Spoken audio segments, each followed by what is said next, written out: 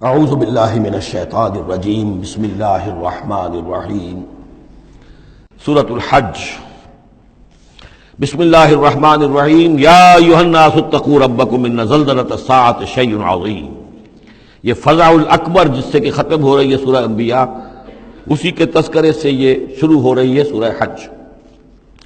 اے لوگو ڈرو اپنے رب سے، تقوی اختیار کرو اپنے رب کا، یقیناً قیامت کا زلزلہ بہت بڑی شے ہوگا۔ یوم ترونہا، جس دن کہ تم اس کو دیکھو گے، تذہل کل مرضعۃ عما ارضعت، بھول جائے گی ہر دودھ پلانے والی جسے وہ دودھ پلاتی تھی۔ یعنی واقعہ یہ ہے کہ حیوانات میں جو بھی دودھ پلانے والا کوئی جانور بھی ہو تو اسے بھی اپنے بچوں کے ساتھ جو انس ہوتا ہے، اور خاص طور پر انسانوں میں پھر ماں کی محبت اور شفقت اور ممتا جو ہے وہ اپنی جان دینے کو تیار ہوتی ہے، اپنے بچے کی آنس نہیں آنے دیتی۔ لیکن وہ سخت ایسا دن ہوگا، ایسی سختی ہوگی کہ دودھ پلانے والیاں اپنے دودھ پیتے بچوں کو بھول جائیں گی۔ وَتَضَعُ كُلُّ ذَاتِ حَمْلٍ حَمْلَهَا، اور دہشت کا عالم یہ ہوگا کہ ہر حاملہ کا حمل گر جائے گا۔ وَتَرَى النَّاسَ سُكَارَىٰ، تم دیکھو گے لوگوں کو کہ جیسے نشے میں ہیں، اس طرح کی ایک کیفیت ان پر طاری ہوگی، ایسے بے سدھ سے نظر آئیں گے جیسے کہ گویا کہ نشے میں، وَمَا هُم بِسُكَارَىٰ، حالانکہ وہ کسی نشے میں نہیں ہے، وَلَٰكِنَّ عَذَابَ اللَّهِ شَدِيدٌ، بلکہ اللہ کا عذاب بہت سخت ہے، اللہ کی طرف سے بڑی سخت یہ گھڑی آنے والی ہے جس سے کہ اللہ تعالیٰ اپنے مومن صادق بندوں کو بچا لے گا، جس کی کہ صراحت ہے حدیث کے اندر۔ وَمِنَ النَّاسِ مَن يُجَادِلُ فِي اللَّهِ بِغَيْرِ عِلْمٍ، لوگوں میں سے ایسے بھی ہیں جو اللہ کے بارے میں جھگڑتے ہیں، اللہ کی آیات کے بارے میں جھگڑتے ہیں، قرآن مجید کے احکام کے بارے میں جھگڑتے ہیں، جبکہ حال یہ ہے بغیر علم، نہ ان کے پاس کوئی علم ہے، وَيَتَّبِعُ كُلَّ شَيْطَانٍ مَرِيدٍ، اور وہ پیروی کر رہے ہوتے ہیں، صاف نظر آتا ہے کہ ہر سرکش شیطان کی پیروی کر رہے ہیں، ان کے عمل کو دیکھو تو مغرب کی نقالی کر رہے ہیں، ان کی ہر ایک چیز کی جو ہے انہوں نے اپنی زندگی میں اختیار کی ہوئی ہے، پورا جو ہے مغربی ان کے اوپر تہذیب کا غلبہ ہے، ساری اقدار، لیکن باتیں بڑھائیں گے قرآن کی طرف سے اور حدیث کی طرف سے، اور انکار حدیث ہے اور فلاں یہ ہے، اور قرآن کا تو نتیجہ یہ نکلتا ہے وہ نہیں نکلتا ہے، اور یہ اجتہاد کیا جانا چاہیے، اور قرآن مجید جو ہے یہ تو اب کتاب جو ہے موسیدہ ہو گئی ہے، یہ باتیں بھی کہی گئی ہیں کہ کوئی ایسا بھی ہمارا جو نظام ہونا چاہیے اجتہاد کا جو قرآن مجید کو بھی اوور رول کر سکے۔ یہ باقاعدہ رائے موجود ہے کہ قرآن مجید میں بھی جو صریح احکام آئے ہیں وہ بھی ایک خاص قوم کے لیے، خاص وقت کے لیے تھے، یہ ہمیشہ کے لیے نہیں ہے۔ تو بڑے بڑے دانشور، بڑے بڑے جو اسکالرز ہیں، بڑی بڑی ڈگریاں ان کے پاس ہیں، میک گل سے لے کر آئے ڈگریاں۔ ڈاکٹر فضل الرحمان صاحب آئے تھے تو میک گل سے ڈگری لے کر آئے تھے، جنہوں نے جو وحی کے بارے میں کہا تھا کہ یہ حضور کا بھی کلام کہا جا سکتا ہے، اس کو اللہ کا بھی کلام کہا جا سکتا ہے، باقی فرشتے کی کوئی حیثیت نہیں ہے۔ یہ ساری باتیں ڈاکٹر فضل الرحمان کہنے والے تھے۔ میک گل سے انہوں نے یہودیوں سے آ کر ڈگریاں حاصل کی تھی انہوں نے، اور انہوں نے جو بھی بہت سے اور دانشور بہت سے موجود ہیں اس وقت دنیا میں کہ جو ویسے سمجھے جاتے ہیں کہ بہت وہ اسلامی اسکالرز ہیں، ٹاپ کے اسکالرز ہیں، وائٹ ہاؤس میں بھی انہیں طلب کیا جاتا ہے۔ یہ جو سید حسین نصر ہیں، ایرانی ایک ہیں، اب وہ رہ گئے ہیں جن کا ڈنکا بج رہا ہے زیادہ، ورنہ پہلے یہ ہے کہ یہ دو تھے، سید حسین نصر بھی تھے اور ڈاکٹر فضل الرحمان بھی تھے پاکستان کے۔ لیکن وَمِنَ النَّاسِ مَن يُجَادِلُ فِي اللَّهِ بِغَيْرِ عِلْمٍ وَيَتَّبِعُ كُلَّ شَيْطَانٍ مَرِيدٍ كُتِبَ عَلَيْهِ، اس شیطان کے بارے میں تو یہ بات لکھ دی گئی ہے، طے کر دی گئی ہے، أَنَّهُ مَن تَوَلَّاهُ، کہ جو کوئی بھی اس کی دوستی اختیار کرے گا، فَأَنَّهُ يُضِلُّهُ، تو وہ اسے گمراہ کر کے رہے گا، وَيَهْدِيهِ إِلَىٰ عَذَابِ السَّعِيرِ، اور پہنچا کر رہے گا اسے اس جلانے والے دوزخ کے عذاب میں۔ یا ایھا الناس، اے لوگو، ان کنتم فی ریب من البعث، اگر تمہیں کوئی شک ہے کہ کیسے دوبارہ زندہ ہو جائیں گے، کیسے اٹھا لے گا اللہ تعالیٰ، کوئی تمہیں اشکال پیدا ہوتا ہے تو لو ہم تمہیں ایک مثال سے سمجھاتے ہیں۔ فإنا خلقناکم من تراب، سوچو ہم نے تمہیں مٹی سے پیدا کیا، اس لیے کہ باپ کے بھی جسم میں اگر نطفہ بنا ہے، منی بنی ہے، کہاں سے بنی ہے؟ غذا کہاں سے آئی تھی اس کی؟ ساری غذا تو مٹی سے آئی ہے، زمین سے آئی ہے، یہیں سے آئی ہے، وہ منرلز ہیں، وہ سب کچھ ہیں، گوشت کھایا ہے تو بکری نے جو کہاں سے غذا لی تھی؟ زمین سے لی تھی۔ تو تمہاری جو تخلیق ہے سب کی ابتدا میں جو ہے وہ مٹی سے ہے، من تراب ثم من نطفۃ، پھر وہ نطفے کی ایک شکل بنی،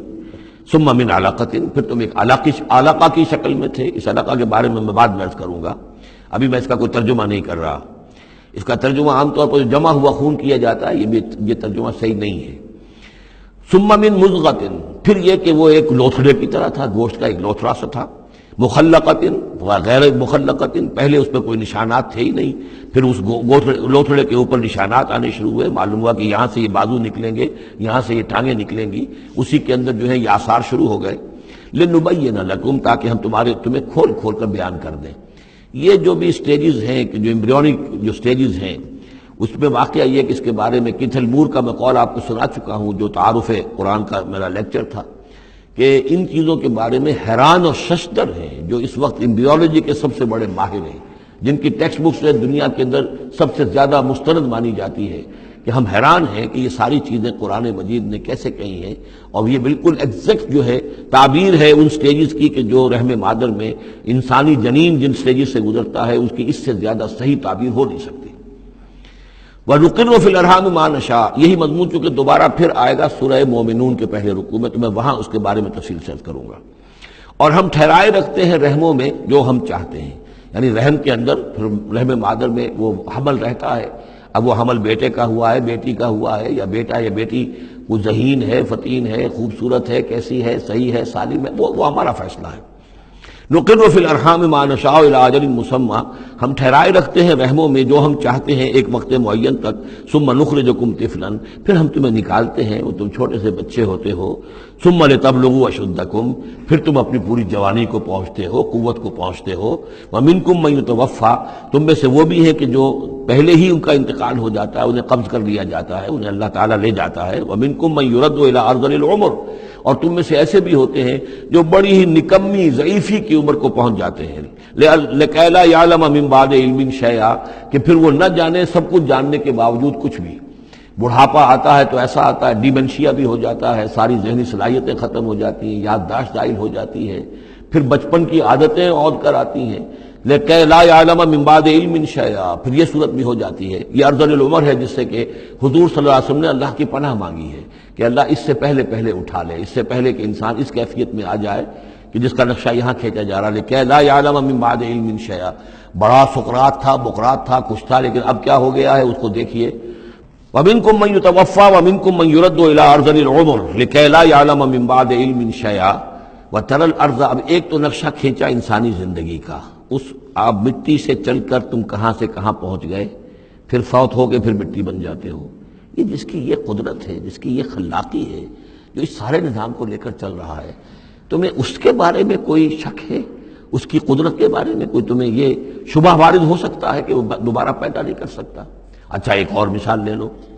وَتَرَى الْأَرْضَ حَامِدَةً، تم دیکھتے ہو زمین کو کہ پڑی ہوئی ہے، بے آب و گیا، خشک اور ویران، کئی زندگی کے آثار نہیں۔ فَإِذَا أَنزَلْنَا عَلَيْهَا الْمَاءَ اهْتَزَّتْ وَرَبَتْ، پھر جب ہم اس پر پانی برساتے ہیں تو وہ تازہ ہو جاتی ہے، اہتزاز، اور وہ اس میں جنبش ہو جاتی ہے، اہتزت۔ یہتزو جو آیا یہ لفظ پہلے ہم پڑھ چکے ہیں کہ جب حضرت موسیٰ کا عصا زمین پر انہوں نے رکھا تو وہ تو اب ہلنے لگا، حرکت کرنے لگا، جیسے کہ سانپ حرکت کرتا ہے۔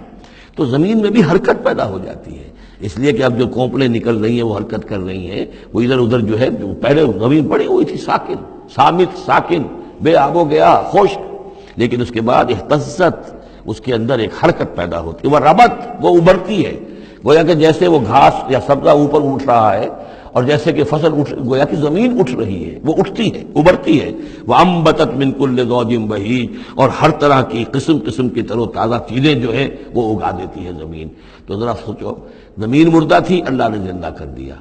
تمہارا اپنا معاملہ یہ ہے کہ مٹی سے لے کر اور تمہارے ایک انسان پورے بننے تک، یہ پھر کیسے شک کرتے ہو؟ تمہیں اللہ تعالیٰ کی قدرت میں بھی کوئی شک نہیں ہونا چاہیے۔ یہ تمہاری زندگی کا سائیکل چل رہا ہے اور یہ نباتاتی سائیکل چل رہا ہے ساتھ کے ساتھ، یہ چند مہینے کا ہوتا ہے، یہ تمہارا جو ہے یہ 60 70 80 برس کا ہے، اس کے علاوہ تو کوئی فرق نہیں۔ ذالک بأن اللہ هو الحق، یہ اس لیے ہے کہ اللہ تعالیٰ الحق ہے، اس کے حق ہونے میں، برحق ہونے میں کسی شک و شبے کی گنجائش نہیں۔ وَأَنَّهُ يُحْيِي الْمَوْتَىٰ، اور یہ کہ وہ مردہ کو زندہ کرتا ہے، مردہ کو زندہ کرے گا۔